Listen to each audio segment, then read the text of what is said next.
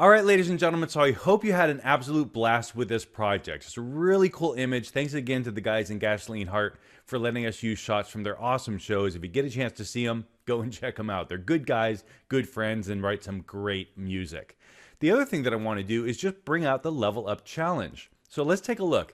Level 1 is to create an event flyer, real or imagined, using images that you find online. So just with the skills and the tricks that you learn in this chapter, find an image online, a decent image, and create a cool flyer for like a dream event. If you could have the perfect party and prep it all up with all this cool stuff happening, what would happen? And make a flyer that describes all the cool stuff that's happening. Kind of a fun project, relatively easy to do. Level 2 is to create a flyer with a very different purpose. So intentionally, it has to be way different. So all the design decisions that you make in this project, if you choose level 2, have to be different than what we did. So it can't be a rock and roll show.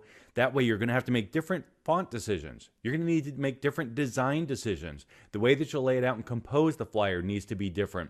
So work on using a real different layout. Do some research online like we talked about a little bit earlier, but think about ways to really level up by incorporating the design decisions, the thought process that we included and let you listen into in some of the projects in this chapter.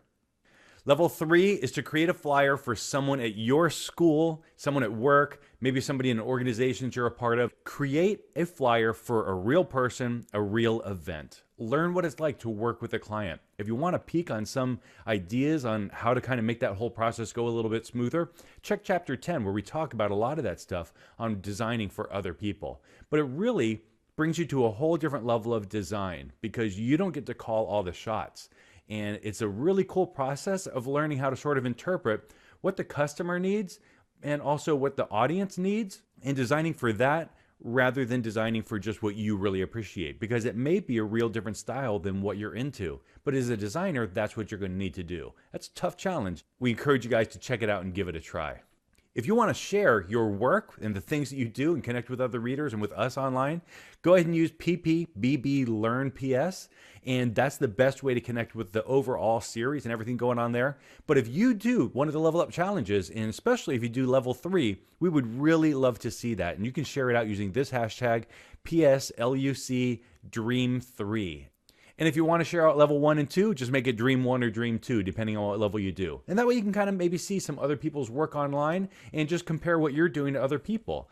Checking out some of those other hashtags online might help you find some other designs that are similar to yours, but really approached in a different way. And that's a really great way to just start thinking and living like a designer and like a creative person, is that you look at how other people have done it and you see, oh, I see what they did there. I see why they made that choice. That's cool. Maybe that was better than mine. Maybe I'm happier with mine. Or maybe it was just a nuanced difference where each is great for its own sort of purpose. But understanding design and starting to think about it and look at other people's work is a really great way to get going and get more creative. I hope you had a blast in this chapter. Next one's going to blow your mind out. It's really fun. One of the most popular projects that I ever do in classes or with groups. So dig in to the next chapter where we create a mythical creature from the Chernobyl Zoo.